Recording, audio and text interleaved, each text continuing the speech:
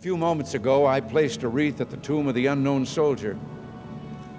And as I stepped back and stood during the moment of silence that followed, I said a small prayer. And it occurred to me that each of my predecessors has had a similar moment, and I wondered if our prayers weren't very much the same, if not identical. And I wonder, in fact, if all Americans' prayers aren't the same as those I mentioned a moment ago. For all we can ever do for our heroes is remember them and remember what they did, and memories are transmitted through words. We see these soldiers in our mind as old and wise. We see them as something like the founding fathers, grave and gray-haired. But most of them were boys when they died, and they gave up two lives, the one they were living and the one they would have lived. When they died, they gave up their chance to be husbands and fathers and grandfathers. They gave up their chance to be revered old men. They gave up everything for our country, for us.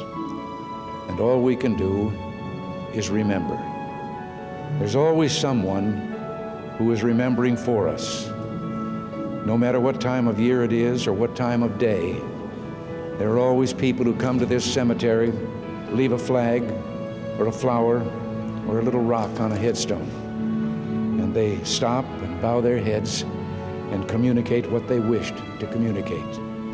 I think sometimes of General Matthew Ridgway, who the night before D-Day tossed sleepless on his cot and talked to the Lord and listened for the promise that God made to Joshua. I will not fail thee nor forsake thee. We are surrounded today by the dead of our wars. We owe them a debt we can never repay. All we can do is remember them and what they did and why they had to be brave for us. All we can do is try to see that other young men never have to join them. Today, as never before, we must pledge to remember the things that will continue the peace. Today, as never before, we must pray for God's help in broadening and deepening the peace we enjoy. Let us pray for freedom and justice and a more stable world.